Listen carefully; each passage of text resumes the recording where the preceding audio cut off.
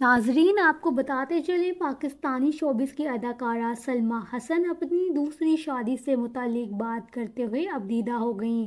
معروف اداکارہ سلمیٰ حسن نے حلیہ ایک پروگرام میں اپنی ذاتی زندگی اور دوبارہ شادی نہ کرنے کی وجہ پر کھل کر گفتگو کی۔ سلمیٰ حسن نے بتایا کہ انہوں نے معروف ہدایت کار اور پروڈیوسر ظفر علی سے طلاق کے بعد اپنی زندگی اپنی بیٹی فاطمہ کے لیے وقف کر دی ہے اور وہ اس کے علاوہ کسی دوسرے رشتے میں نہیں رہنا چاہتی۔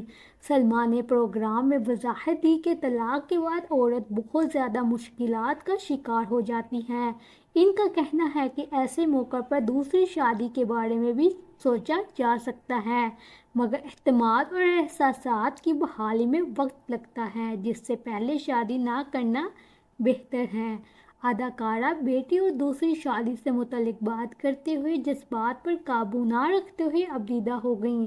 انہوں نے کہا کہ وہ ان کی سب سے پہلے ترجیح ان کی بیٹی ہے، اس لیے وہ کسی نئے رشتے میں نہیں رہ سکتیں تاکہ اپنی بیٹی کو مکمل توجہ دے سکیں۔ یاد رہے کہ سلمیٰ اپنے کیریئر کی شروعات کے دنوں میں ظفر علی سے رشتہ ازدواج میں منسلک ہوئی تھیں، تاہم 2012 میں اس جوڑے نے راہیں جدا کر لی تھیں۔